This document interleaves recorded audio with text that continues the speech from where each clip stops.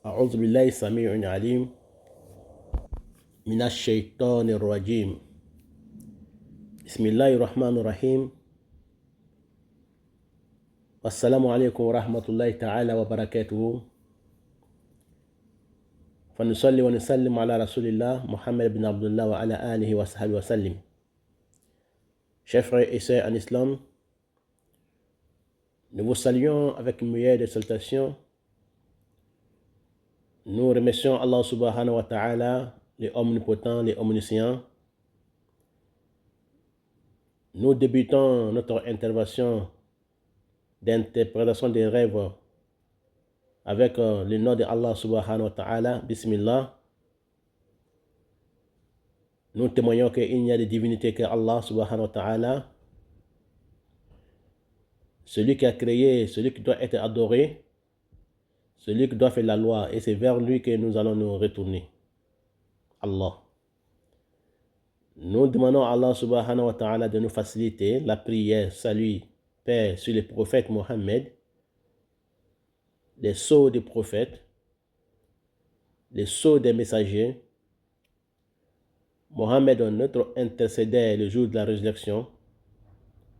Nous prions sur lui ainsi que sa famille et tous ses disciples et tous ceux qui vont le suivre jusqu'au jour de la résurrection. Chers frères en islam, nous sommes en face de vous aujourd'hui avec notre interprétation des rêves, les sourates du Coran, les 114 sourates du Coran. Donc nous avons aujourd'hui en face de nous la sourate An-Nahl, les abeilles, qui correspond à la 16e sourate du Coran. Donc, comme auparavant, nous avons dit, celui qui voit en train de lire la sourate An-Nahl, ou bien en train d'écouter quelqu'un qui est en train de lire, quand on ouvre le Coran et on commence à feuilleter le Coran, et on tombe sur la sourate An-Nahl dans les rêves, qu'est-ce que ça signifie?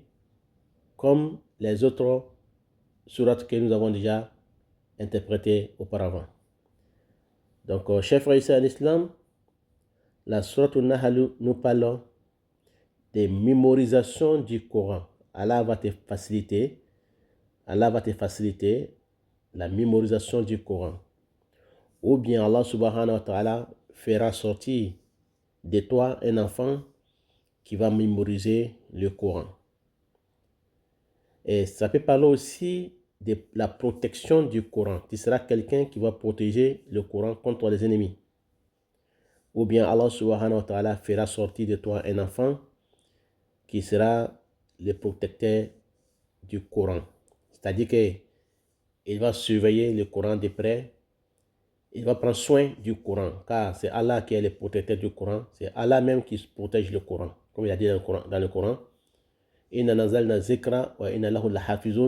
Nous avons fait descendre le Coran et c'est nous qui la protégeons. C'est nous qui le protégeons. Donc, tu seras quelqu'un qui sera parmi les gens qui protègent le Coran ou bien qui prend soin du Coran. Ça peut parler aussi, chers frères et sœurs, en islam, d'enfanter.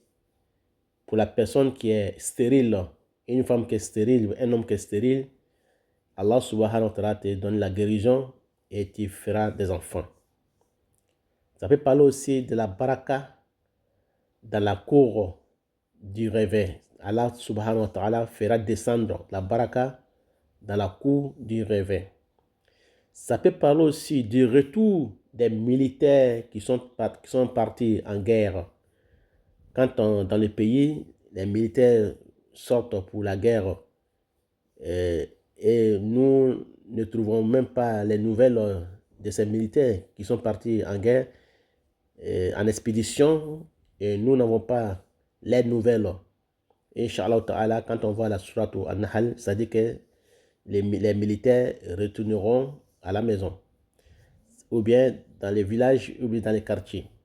Ça peut parler aussi du travail de la personne. Si tu es au chômage, tu auras un travail. Si tu avais un travail aussi, Allah subhanahu wa ta'ala mettra baraka dans ton travail. Ça peut parler aussi de l'acquisition de la science. L'acquisition de la science, mais avec difficulté. Tu seras un grand savant, mais avec beaucoup d'apprentissage, difficulté. C'est-à-dire qu'avec beaucoup d'apprentissage difficile. Ça peut parler aussi, chers frères et sœurs en islam, de la guérison pour les malades. Pour les malades qui ne pensent pas la guérison, qui n'espèrent pas la guérison. Et ça peut parler aussi de la guérison pour celui qui est possédé par les djinns, par les diables, comme on appelle ça ruqya.